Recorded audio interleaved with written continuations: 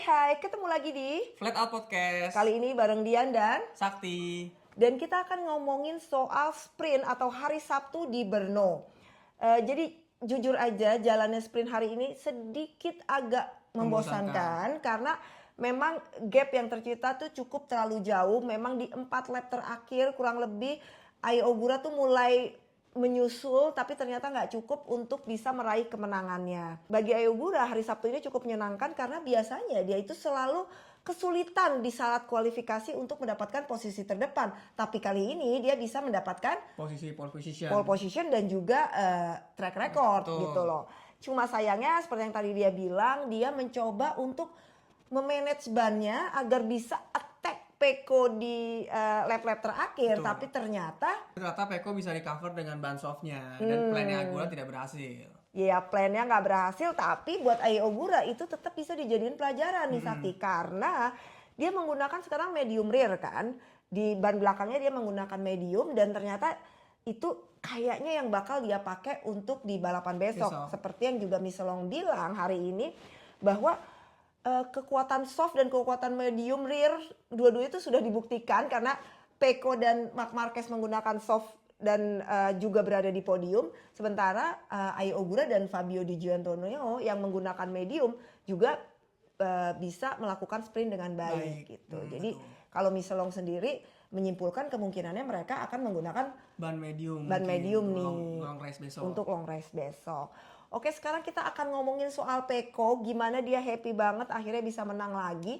Dan ada quote yang bagus banget dari Pecco, ketika kita itu kehilangan momen di mana dulu dia menang terus dan sekarang sulit untuk menang, maka mendapatkan kemenangan di sprint ini sungguh sangat berarti gitu. Betul. Ya, dia sangat mengapresiasi sekali momen ini karena dia udah jarang menang juga seperti kita tahu, dan akhirnya bisa menang dan dia sangat senang sekali dan dia berterima kasih kepada tim Ducati yang sudah bekerja keras untuk hari ini. Dan dia juga bilang bahwasannya sebenarnya di pagi ini sebenarnya dengan ban soft itu kurang baik, tetapi ternyata dia dan tim mungkin berpikir bahwasannya itu dia memutuskan untuk menggunakan soft itu karena mungkin setupnya yang salah pada saat di pagi hari tadi. Nah, dan ternyata di sprint terbukti bahwa ban soft juga bisa membuatnya mencapai kemenangan. Dan dia rasa kali ini motornya lebih baik daripada pada saat di Austin, jadi dia tidak merasa takut seperti yang terjadi di Austin kemarin di mana Aprilia dengan ban mediumnya bisa mengejar dia di race dan akhirnya dia kalah di balap oleh Jorge Martin.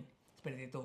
Oke, dan juga Marc Marquez yang katanya masih belum 100%, ternyata juga bisa lagi membuktikan bahwa dia itu masih menjadi pembalap yang memang tangguh dan juga masih mungkin untuk memperebutkan gelar juara dunia. Kayaknya Marc Marquez itu selalu memiliki hal positif gitu loh. Dia selalu mengatakan positif terhadap motornya karena kali ini dia bilang, saya selalu mengatakan bahwa motor Ducati itu adalah motor yang siap untuk menjadi juara dunia. Tapi hanya butuh pembalapnya tuh lebih memanfaatkan atau memaksimalkan daripada keunggulan dari motor itu sendiri. Gitu. Jadi emang keren sih ya, Marc Marquez itu semangatnya ya luar biasa banget. Sekarang kalau menurut Sakti sendiri nih, yang menjadi highlight di hari Sabtunya Brno nih apa nih? Sebenarnya selain dari Sabtu itu ada banyak hal juga sih. Seperti yang udah kita bicarakan tadi di sprint, Ogura bisa pole position, break track record, dan juga tadi Pecco akhirnya bisa menang lagi, Marquez bisa di depan. Salah satunya itu adalah banyaknya penalti juga sih yang bisa kita omongin di semua kelas dari Moto3, Moto2 dan juga MotoGP. Betul, karena kita sekarang lagi ada flat out di MotoGP, maka kita ngomonginnya penalti dulu di MotoGP. Jadi apa aja tuh? Yang paling panas sekarang yang baru-baru ini juga adalah tentang Marco Bezzecchi. Dan dia tidak bisa mengikuti lagi untuk race hari Minggu besok karena dia ada insiden dengan Marshall, di mana dia melakukan tindakan yang tidak seharusnya untuk pada Marshall.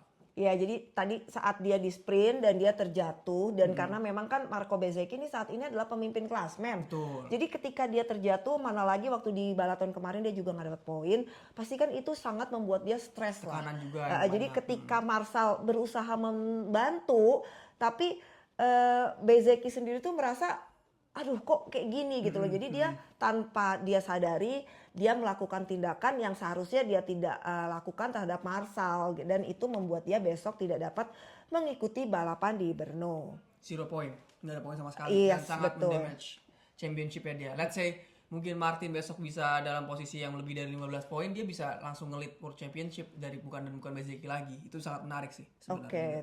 Terus juga ada Alex Rin yang Alex Rin, akhirnya posisinya dari sprint diturunkan. Dan juga ada Toprak Razgatlioglu di Q1 dia ride slow dan menutupi Bastian ini. Dan dia mendapatkan sebenarnya turun 3 posisi, tapi karena dia udah di belakang posisinya, jadi ya udah. Gitu. Oke, selanjutnya kita langsung flat out ke Moto3 karena banyak banget yang nanya soal Veda Ega Pratama.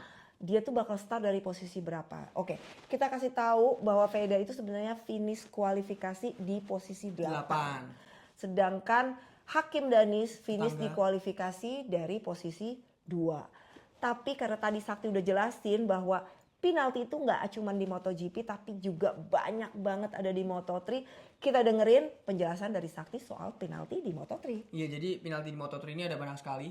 Ditotalkan ada 8 pembalap, di mana 4 dari situ karena sudah melakukan repeated offense, berarti sudah melakukannya lebih dari 1 kali. Mereka mendapatkan grid posisi yang turun. 12 grid. Oke. Kita punya contoh yang punya 12 grid itu siapa aja. Kita bisa mulai dari Veda Ega Pratama sendiri, kita juga bisa mulai dengan Hakim Danis dan juga Rico Salmela dan ada juga Pini kalau nggak salah ya. Giodo Pini, betul, Giodo Pini. Jadi mereka 4 pembalap yang tadi sebutkan, Veda, Hakim Danis, Pini dan juga Rico, mereka turun 12 posisi dari hasil kualifikasi pertamanya mereka karena mereka melambat di racing line saat kualifikasi 2. Bahasa officialnya excessive slow sector. Sedangkan 4 lainnya mereka tidak mendapatkan penalti untuk turun 12 posisi karena mereka baru melakukan itu 1 kali. Warning. Jadi siapa aja kalau boleh tahu Sakti? Kita bisa mulai dari Almansa, kita juga bisa ke Eddie O'Shea, Kelso dan Valentino Perone. Betul. Oke. Itu untuk di Moto3. Tapi jangan khawatir teman-teman, nggak usah berpikiran wah Veda bakal posisi 20 terus juga Hakim Danis dari posisi 14 ini gimana. Tentu ini akan membuat mereka lebih sulit. Betul. Tapi kita tahu bahwa Veda dan juga Hakim Danis memiliki mental yang kuat dan ya dia pasti berusaha untuk comeback dan berusaha untuk mendapatkan poin. Jadi tetap dukung pembalap Indonesia khususnya dan pembalap Asia pada umumnya. Oke. Sekarang kita langsung lanjut ke Moto2. Di Moto2 sendiri David Alonso tuh benar-benar luar biasa karena walaupun dia terjatuh, dia tetap bisa ada di pole position. Dan juga Philip Salak sebagai pembalap tuan rumah juga tampil luar biasa. Tapi ada berita mengejutkan juga nih untuk Gonzalez yang ternyata menjadi bagian dari yang mendapatkan penalti itu sendiri. Boleh dijelasin Sakti? Ya, untuk Manuel Gonzalez sendiri kita bisa lihat tadi juga dia melakukan kualifikasi dengan sangat baik. Tetapi karena dia melakukan offense yang sama seperti dengan Veda Ega Pratama dan juga Hakim Danis di mana dia melakukan excessive slow sector dan ini juga sudah repeated offense jadi sudah lebih dari sekali. Dia juga tidak mendapatkan warning lagi dan langsung mendapatkan turun grid sebanyak 9 grid. Oke, jadi besok dia akan mulai dari posisi yang tidak seharusnya dia finish pada saat kualifikasi. Betul. Oke, terus selain itu ada lagi nggak pembalap Moto2 yang mendapatkan penalti? Ada beberapa lagi, tetapi mereka cuma hanya mendapatkan sebuah warning sih, karena mereka belum melakukan itu secara repeated offense seperti itu. Oke, jadi teman-teman memang kayaknya nih banyak banget yang ngomong, wah sekarang tuh penalti banyak banget nih, wah kok ini jadi kayak permainan basket nih banyak penaltinya, kok kayak permainan bola banyak penalti. Sebenarnya enggak. Jadi penalti yang terjadi di tahun 2026 ini, race directionnya tuh memang sangat ketat ya? Sangat ketat ya? Ya sangat ketat memberikan penalti, tetapi konsisten. Jadi kalau memang kesalahannya sama, nggak pandang bulu siapa pembalapnya pasti kena. Jadi kita tuh udah lebih kayak, oh ya memang fair. Dia kena, gitu loh. Jadi teman-teman penalti ini sendiri tujuannya adalah untuk menjaga balapan ini sendiri atau MotoGP ini sendiri, Moto3, Moto2 tetap dalam kondisi yang aman, baik untuk si orang yang kena penalti maupun pembalap lainnya. Betul. Jadi jangan menganggap penalti ini gimana-gimana karena memang tujuannya itu cukup baik. Oke, kayaknya segitu dulu aja obrolan kita di hari Sabtu ini dan kita akan ketemu besok dan kayaknya besok bakal seru banget balapannya terkait dengan penalti-penalti ini dan terkait dengan Pecco Bagnaia yang pasti semangatnya juga membara. Dan juga Cahaya Asia Ai Ogura apakah dia bisa menang untuk pertama kalinya dan juga ada pertanyaan apakah Veda Ega Pratama dan juga Hakim Danis bisa comeback dari belakang ke depan? Mungkin cara-cara Marc Marquez tuh 1250 cc atau cara-cara seperti Pedro Acosta di Qatar juga start dari belakang malah start dari pit dan bisa ke depan. Apakah itu bisa terjadi dengan mereka? Kita saksikan besok. Oke, segitu dulu teman-teman dan terima kasih sudah mendengarkan. Jika ada hal-hal yang kurang tepat boleh dituliskan di kolom komentar dan jangan lupa Like, subscribe, dan komen di bawah sini. Flat out. yo dadah. Dadah.